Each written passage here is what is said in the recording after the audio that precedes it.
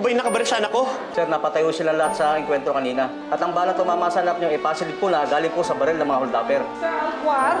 Ano kong balita sa kanya? Comatose po ang anak ninyo. Sorry. Patawarin mo ako. Pwede bang ipagdasal mo na lang muna ang anak na? Don't worry. God is good. Hindi niya papabayaan si JC. Hindi sana mangyayari to eh. Kung hindi ko sinawa yung gusto ni Bessie. Ano na lang mangyayari? Ano na lang gagawin ko? Ano na lang sasabihin na asawa ko kung hindi magising anak ko? Si Lara, di ba, gumaling? Si Lacey sigurado gagaling din. Hindi naman sigurado kung gigising pa siya ulit. Anong nangyayari? Lizzie! Lizzie, anak ko! Nagkaroon po ng cardiac arrest si Lizzie. Wala na po ang anak ninyo. Bessie? Bessie? Mami, Lara, mamimiss kita. Lizzie? Bakit mo tinatawag si Lizzie? Ano nangyari? Kasalanan mo kung bakit napatay ang anak ko! Patay na si Lizzie? Lizzie, bakit mo ko iniwan? Lizzie!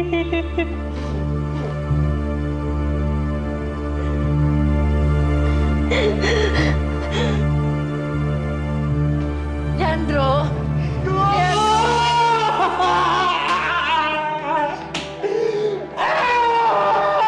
Bakit na ba?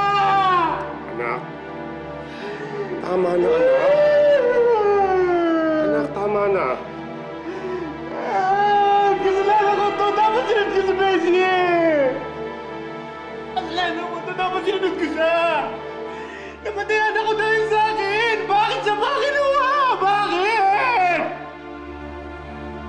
Alam kong kahit na anong sabihin ko, hindi na mababagong nararamdaman mo.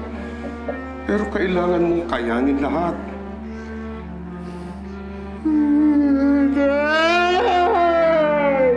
Anak, it was an accident. Walang gusto mamatay.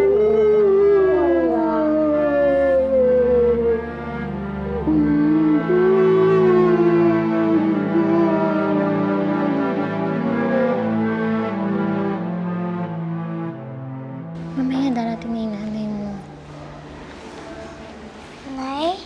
Ophelia! Nay? Bakit po, Nay? Nabigay niyo po ba yung saranggola kay Lizzie? Anak, I'm sorry. Sorry, anak, kasi hindi umabot ang nanay eh.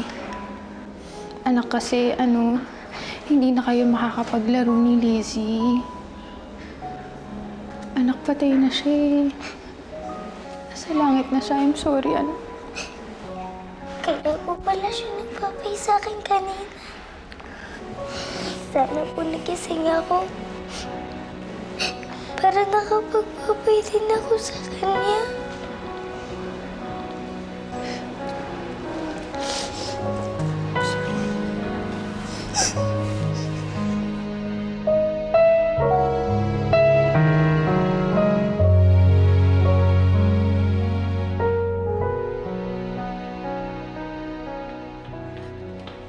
Wala kang puso! Kinuha mo sa akin ang anak ko! Siya na nga lang ang meron ako! Kinuha mo pa! Tama na! Tama na! Napakadamon mo! Kinuha mo sa akin ang anak ko! Ano gusto mo patunayan, ha? Na makapangyarihan ka? Na kaya mo akong saktan? Pues sinasaktan mo na ako!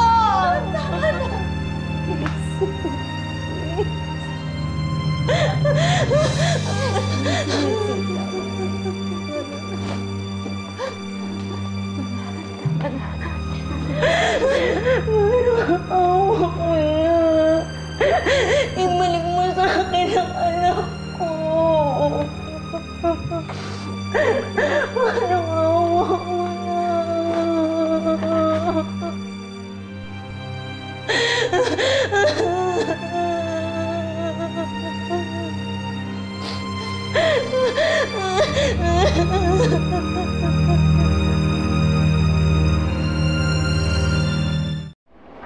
Bessie.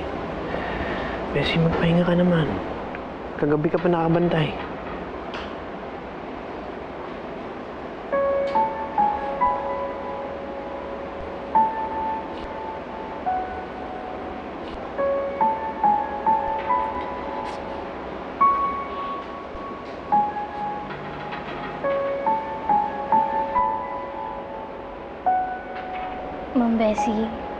Sir Leandro, nakikiramay po ako.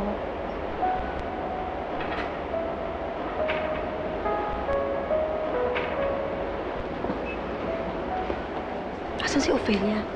Akala ko siya pupunta dito. Sabi niya tutulong daw siya dito ah. Ano mo, may dinaanan lang.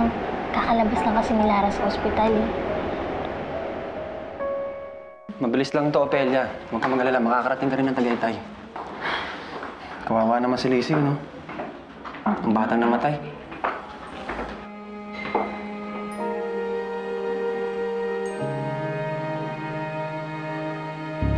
Ophelia?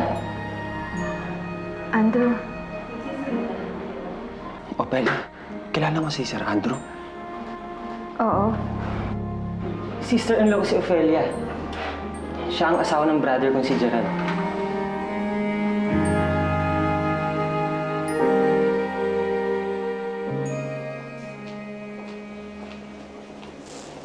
Bessie, I saw what you did to Leandro. Hindi tama iyon. Asawa mo siya. Tatay siya ni Lizzie. Yun na nga ako eh. Anak niya si Lizzie. Pero bakit niya pinabayaan ang anak ko? Nag-iisa na nga lang si Lizzie, pinabayaan pa niya? Eh bakit naman yung ibang tatay dyan ang dami-daming anak pero maayos naman? Bakit hindi niya nagawa yun para kay Lizzie? Huwag mo siyang sisihin. Aksidente ang nangyari. Please go beyond the problem, Bessie.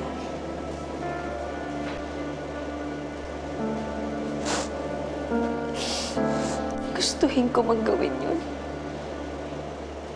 Pero hindi mawala sa isip ko na siya ang may kasalanan kung bakit namatay ang anak ko. Bessie, why are you being so stubborn? Sa sitwasyon ninyo ngayon, di ba dapat magtulungan kayo? Tama si Bessie, Luisa. It's Leandro's fault. Dahil sa kanya nawalan ako ng apo.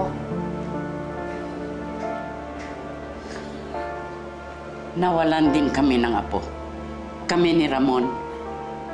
Pero marami kang apo sa iba mo mga anak, Luisa. Give it a few months. Makakalimutan mo na nagkaroon ka ng apo kay Leandro. Pero ako, isa lang si Lizzie. The same way na isa lang si Bessie na anak ko.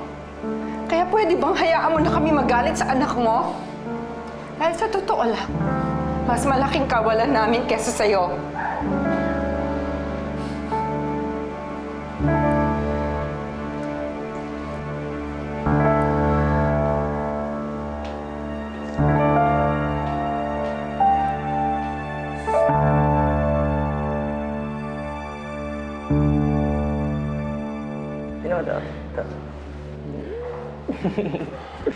Ito naman. Andrew, may sabihin ako sa'yo. Doon tayo. Sige. Sandali lang, ha?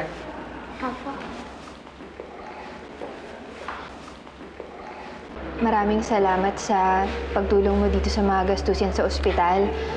Huwag ka mag-alala. Magtatrabaho naman ako sa'yo ng libre. Don't worry about it, Ophelia.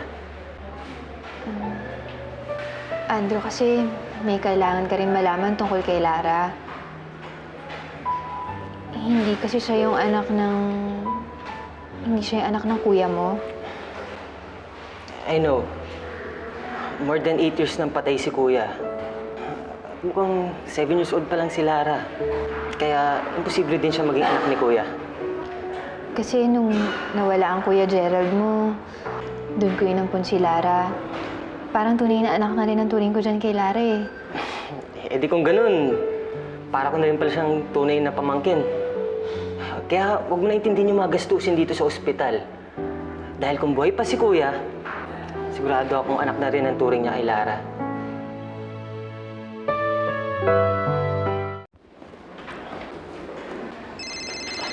Teka lang, ha, sasagutin ko lang to. Oo.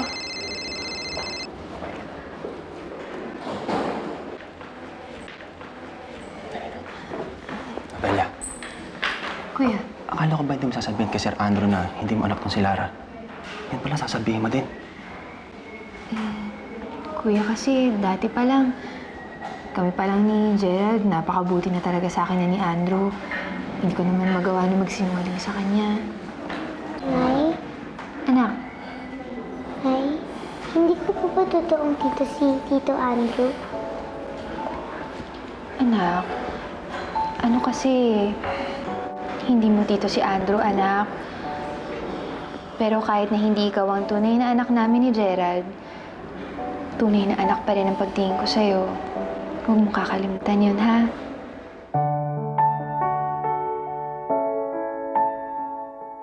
Lizzie, anak.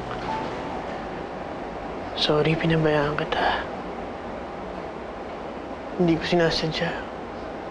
Gusto kong malaman mo mahal na mahal kita. Pakiramdam ko hindi lang ikaw nawala sa akin. Pati ang mami Bessie mo. Lumayo sa akin. I'm really, really sorry. Please forgive me. That I failed you. So sorry.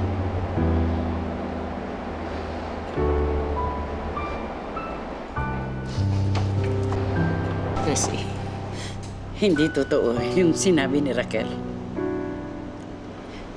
We truly miss Lizzie. Ramon and I, nasasaktan din kami. Pero pa,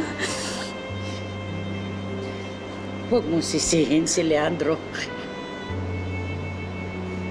Hindi mo ba naisip na sinisisi din niya ang sarili niya? Siya ang huli. Siya ang huling nakakita sa kanya. Siya ang huling kasama niya bago nangyari yon. At siya rin ang nakakita sa kanya nakangiti. Siya rin ang nakakita ng duguan ito. Hindi mo ba naisip na sinisisi din niya ang sarili niya?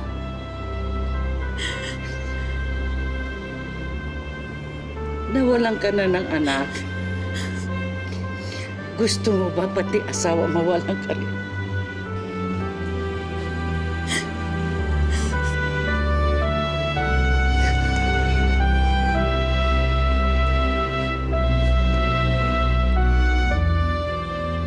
Aalis na ako, Lara, ah.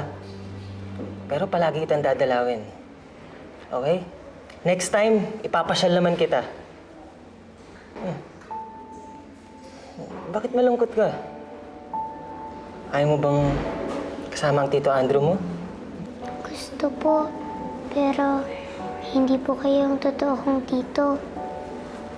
Inampun lang po kasi ako ni Inay. Tinapon po kasi ako ng totoo kong nanay. Hindi po akong totoo niyong pamangkin.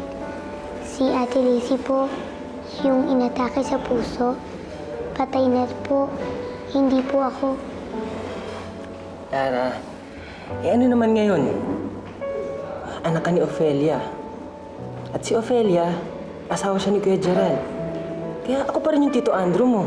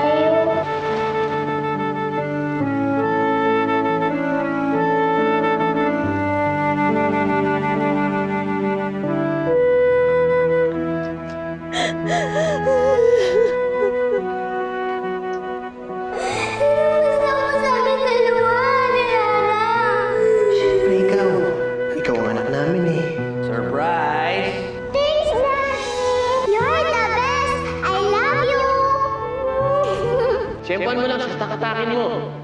Lara, marunong na ako! Yay! Marunong na Lara! Sabi ni Lara, ang mag-friends daw may secret. Di ba friends din naman tayo?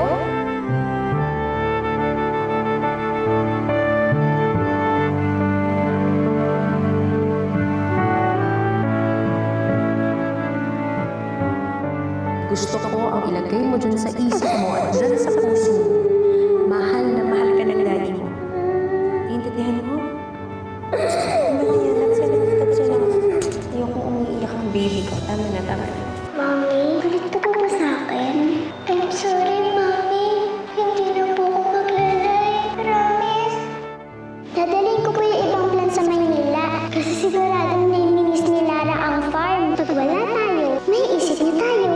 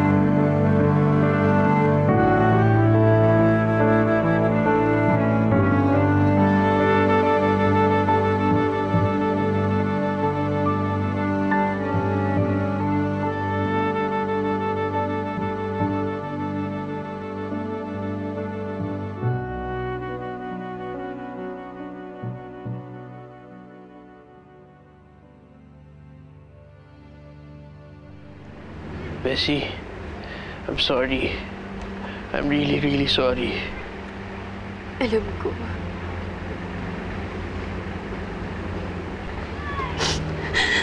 Naiintindihan kita. Gusto man kitang patawarin pero hindi ko kaya. Dahil ang sakit sa akin.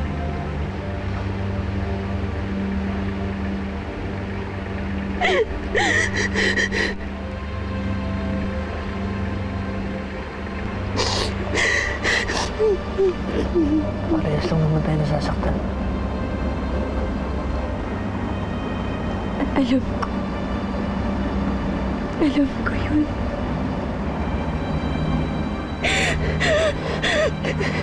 Wala na yung anak natin.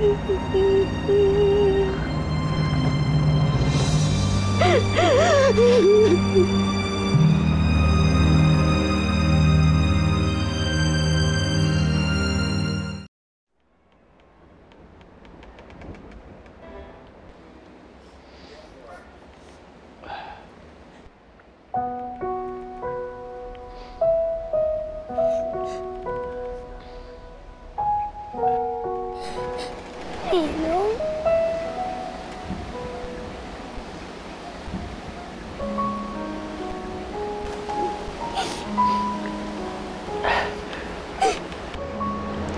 Parang kailan lang. Sabay tayong naging nanay.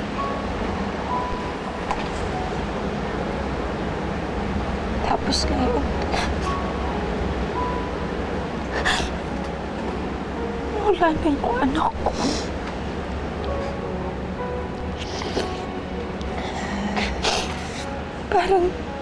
Parang hindi na rin ako natin.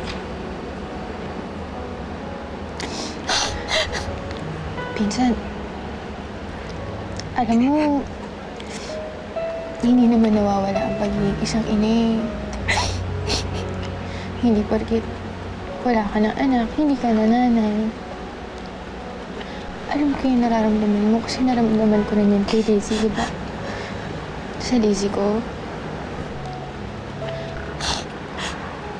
Pareho pang Lizzie ang pangalan ng anak natin. Ngayon, pareho na silang wala. Kung ibang pangalan kaya yung binigay ko sa kanya, mas matagal ko kaya siyang makakasama.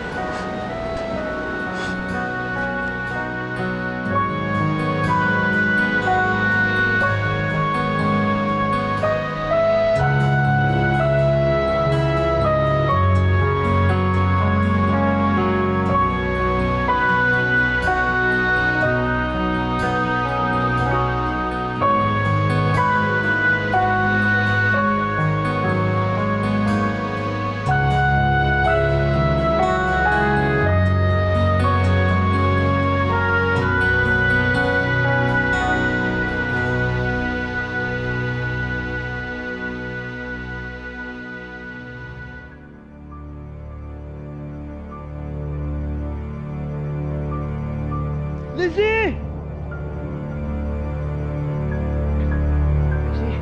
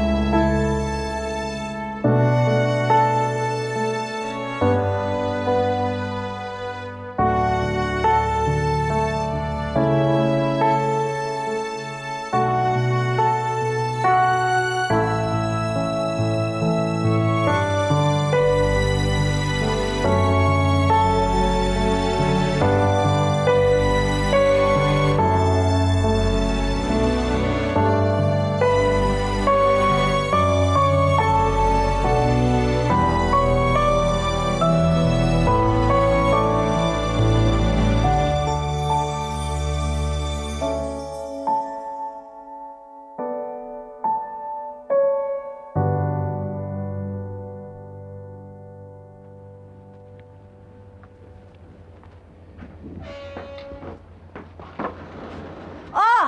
Ano ba? Dumating ka pa! May dala ka bang pagkain? Nay, sa libing ako galing, hindi sa piyesta. Eh, ba't hindi ka dumaan ng tindahan para maibili ko? Gutom na ako. Ano ka ba naman? Wala akong pera. Walang pera. May trabaho ka naman eh. Ako nga itong kailangan ng dilihensya eh. Tapos, hindi mo ako binibili ng pagkain. Ano ka ba naman? Pagkain naman dyan sa bahay. Hindi talaga. May trabaho ka naman eh. Ako nga itong kailangan ng dilihensya eh. Tapos, hindi mo ako binibili ng pagkain. Bakit ka ba ganyan? Pagkain naman dyan sa bahay. Ay! Labas pa lang, rinig na ko ng boses niyo. Ano? Wala pa rin pinagbago. Ang ganda-ganda naman ng anak ko! Welcome back!